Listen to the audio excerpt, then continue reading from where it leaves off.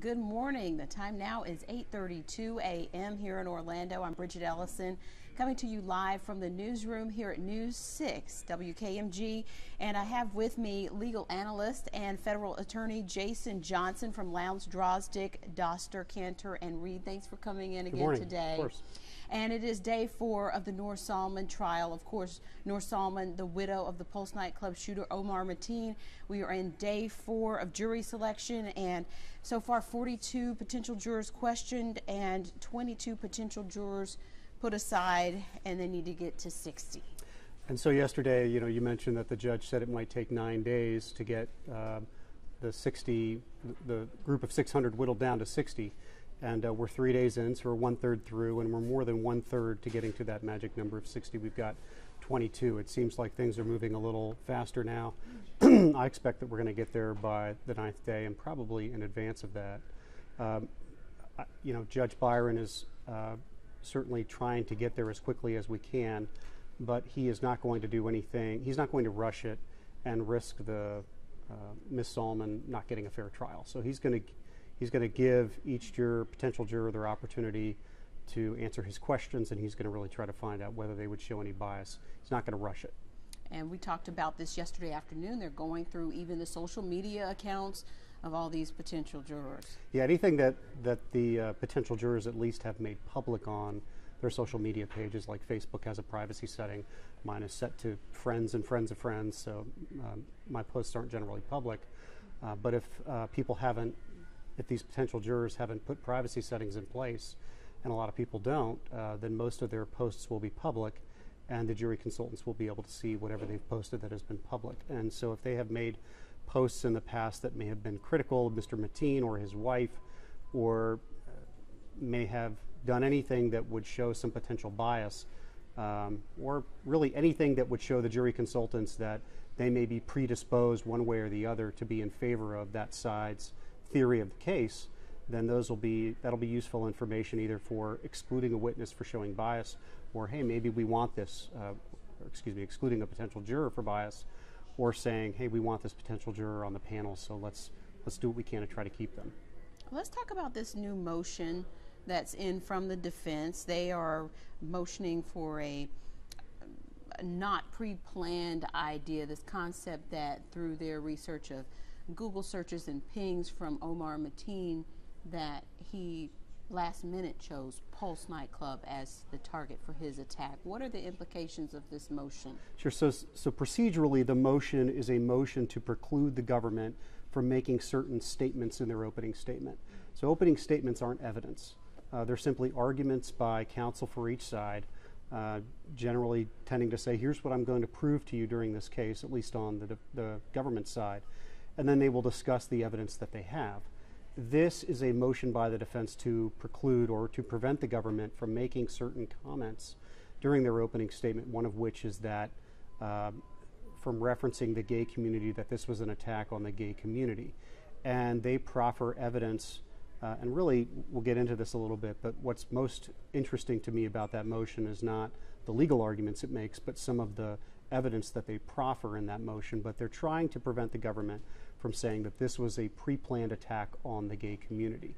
I think the government's response, and they go through the fact that, there's evidence on their phones that she wasn't in the area, either of Pulse, on the day that they were in Orlando or the night that they did the attack, that his phone doesn't show that they went down to the Pulse nightclub and drove around, as her statement indicates they did, when they were both in Orlando. And most interestingly, that his cell phone evidence and Google searches on the night of the attack indicate that he first went to Disney Springs, then left there and went downtown after Googling downtown Orlando nightclubs, and went to the Eve nightclub, and then left there and after Googling other Orlando nightclubs and went to Pulse, turned around, started driving back to Eve, and then ultimately went back to Pulse, which is where he began his attack. His Google searches are brought up by the defense, and really what their overall argument is, he was looking for a soft target. He was not looking for a target of the gay community. He was looking for a place that maybe didn't have all the security to catch him with a firearm. Right. They make a comment in the motion that Video evidence shows that there were uniformed armed officers outside of Disney Springs. On at least the video evidence shows that there were multiple armed officers there, and that they drop in a footnote that at Eve they would show evidence that there are armed officers outside of Eve and that they do a body search before you go in. In other words, neither of these would have been soft targets for Mr. Mateen, but that he drove around Pulse after heading in that direction and spent a significant amount of time driving around, presumably according to the defense. But it still doesn't change the statements that she knew he was purchasing firearms. She knew that they had looked at different locations around Orlando. Correct. And so this really gets into the whole concept of what is evidence. And I hear a lot of lay people mentioning this in other cases that have been fairly high profile recently, that, well, somebody has said something happened. I'm going to wait until I see the evidence. Show me the proof. And eyewitness testimony is evidence. It's direct evidence. It's not circumstantial evidence. You have an eyewitness is saying, I saw this happen. You don't have to have video proof. That would certainly be helpful, but the eyewitness testimony in and of itself is evidence. So her statement is evidence. And the government is going to say, if they have evidence that's contradictory, they're certainly free to offer it before the court. But her statement has already been allowed by the judge. It's going to be admitted into evidence, and they can discuss it during the opening statement. I also don't think that necessarily that the fact that this was an attack on the gay community is the government's purpose in really talking about what her statement says in that regard. And this is getting a little bit technical, but in her statement, in discussing what happened at her polygraph testing, the government says, well, she said at the end that I'm sorry for what happened, and so we thought that that meant she knew, so we went back and discussed things with her again. And during the course of that discussion, before being told that the attack was on the Pulse nightclub, which is a gay nightclub, she said, well, Omar would never do this. He loves everybody, even the gay people, because they tend to support Islam. And so the inference there is, why would she mention the gay community unless she had prior knowledge that he was going to attack Pulse? That's really the inference that the government wants to draw from her comment about gay people. Not that this was an attack on the gay community, but that by referencing the gay community before she knew that Pulse was the site of the attack, that she knew about the attack previously. And so the defense, will they also try to argue against any of these statements, that maybe they weren't gathered in the proper way, or procedures weren't followed, and so they still should not be well, they've had their bite weighed. at that apple. They've Right. had their bite at that apple, and they failed. And so the judge has said these are going to be entered. But will they still try to convince the jury that she was under duress, or she, you know? Yeah, and that's really a separate issue from, can they discuss what Right. she said, and was what she said accurate? They are going to argue that, she just gave this statement because she is an abused spouse, and in the face of authority, she will pretty much do whatever she's told to do. They're going to try to draw that inference.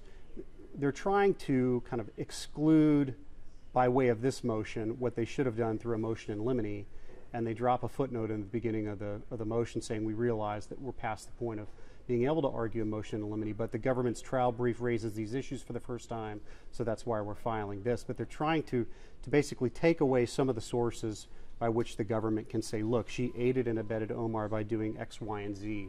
They're trying to say, well, X, Y, and Z didn't really happen in furtherance of his attack on Pulse, so she can't be found guilty of aiding and abetting, at least for those acts. And they reference the fact that he didn't first view the footage of ISIS trying to get people to do attacks during the month of Ramadan. He didn't view that footage on his home computer until June 4th. Well, the statements were made by the ISIL leader on May 21st. Just because there isn't evidence that he didn't view them at home until June 4th doesn't mean he didn't know about them in advance. And the government will point to the fact that they made these expenditures beginning at the front end of June. She knew about these expenditures, Right. and she knew that there might have been something coming, but she told no one. Right, and that's kind of the difference between circumstantial and direct evidence, is the fact that they started making these expenditures on June 1st before he may have viewed the footage is evidence, it's circumstantial evidence based on the circumstances of what was happening, that they knew he was going to make the attack, she knew he was going to make the attack, and these expenditures, which far exceeded what he made on an annual basis, show that they were trying to exhaust his personal assets before he died. And the statements about her riding around are also of concern. Well, they're Riding trying to around raise the town issue days that, before. right, she makes a statement in her written statement that, you know, we drove around the Pulse nightclub, and the defense is trying to say, look, the electronic evidence doesn't corroborate that statement. The government doesn't have to corroborate it. They have the evidence of her own statement. If they'd like to introduce evidence that undercuts her statement, they're free to do that. But it doesn't mean the government can't say. So do they have the pings of what he searched for that night, but They they do. don't have the pings of those days before to prove they were riding around? Well, they do state in there that the pings from their phones the night that they were both in Orlando and went to Disney Springs do not show that they drove around the Pulse nightclub. They do not indicate they came downtown and drove around Pulse. They do show that they were at Disney, and the defense tries to make a big point about the fact that the government hasn't argued that they drove around Pulse as one of the acts of aiding and abetting. They say that she drove around City Place with him and drove around Disney Springs, but they don't say she drove around Pulse, and the reason for that is because the government knows that the electronic evidence doesn't corroborate that, even though her statement says they did it. But it almost seems like the evidence corroborates that he seemed to be frantically changing his mind that night. It seems like.